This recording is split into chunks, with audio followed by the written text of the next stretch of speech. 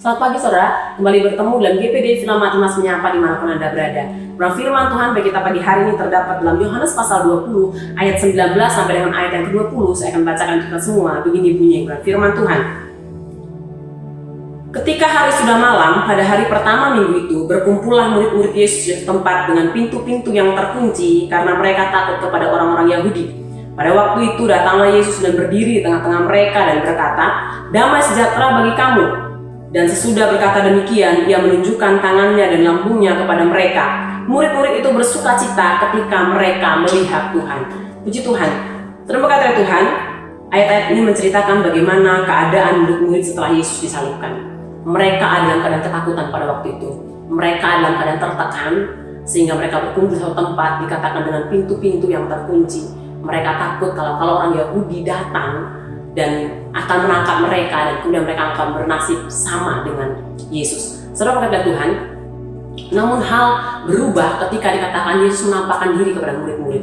Yesus menampakkan diri kepada murid-murid, dia menunjukkan tanda luka di tangannya, tanda luka di lambungnya, membuktikan kepada murid-murid bahwa Yesus yang ada di hadapan mereka pada waktu itu adalah Yesus yang sudah dinyatakan mati setelah peristiwa penyaliban. Saudara, kalau kita berbicara tentang Jumat Agung, kita berbicara tentang penyaliban.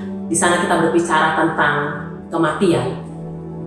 Penyaliban berbicara tentang penyiksaan. Penyaliban berbicara tentang pengkhianatan. Penyaliban berbicara tentang penghakiman namun tidak adil. Dan penyaliban berakhir kepada kematian Yesus. Saudara, kalau kita berbicara tentang penyaliban, akan banyak ketakutan di sana, akan banyak kegelapan di sana, dan mungkin akan banyak kekecewaan di sana, seperti apa yang murid-murid alami. Namun, ketika Paskah berbicara tentang kemenangan, Paskah berbicara tentang kebangkitan, Paskah berbicara tentang berakhirnya kegelapan, berakhirnya ketakutan, berakhirnya segala sesuatu yang mencekam berubah menjadi satu pengharapan yang baru. Itu sebabnya diceritakan bahwa ketika murid-murid di awal sangat ketakutan, namun ketika mereka bertemu dengan Yesus dikatakan mereka bersukacita. Saudara, beberapa hari yang lalu kita memperingati Paskah. Paskah adalah kebangkitan Tuhan daripada kematian, ya. Kebangkitan Yesus daripada kematian. Dalam pengiran kita akan Tuhan, mungkin kita diperhadapkan kepada salib.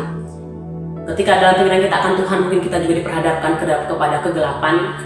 Dalam pengiran kita akan Tuhan ada tekanan, ya. Dalam pengiran akan Tuhan mungkin kita pun diizinkan Tuhan masuk dalam sebuah pengkhianatan, ya. Dalam pengiran akan Tuhan mungkin ada pengalaman-pengalaman yang kita alami, pengalaman yang tidak mengenakan, mungkin kita dihakimi namun tidak adil. Banyak hal yang kita lalui dalam pengiran kita akan Tuhan. Namun saudara berkata Tuhan, ketika kita melihat, ya, salib adalah suatu fase, ya, yang harus dilalui untuk sampai kepada Paskah. Ya, penyiksaan yang Tuhan alami, penyiksaan yang Yesus alami di kayu salib di hari Jumat Agung ada sesuatu yang mengantarkan dia kepada Paskah, yaitu kebangkitan. Melalui renungan pagi hari ini saya kembali mengingatkan kepada kita, mungkin hal-hal sulit yang Tuhan izinkan terjadi dalam kehidupan kita. Ada kegelapan, ada penghinaan, ada pengkhianatan, ada ketertekanan, ada masa-masa sulit yang Tuhan izinkan terjadi dalam kehidupan kita, dalam pengiran kita akan Tuhan. Namun percayalah, semua hal-hal gelap yang kita alami, hal-hal gelap yang mungkin Tuhan izinkan terjadi dalam kehidupan kita, ada membawa kita sampai kepada Paskah, untuk membawa kita sampai kepada kemenangan, untuk membawa kita sampai kepada anugerah Tuhan. Kesulitan-kesulitan Tuhan izinkan terjadi adalah cara Tuhan atau jalan Tuhan untuk membawa kita melihat kemuliaan Tuhan.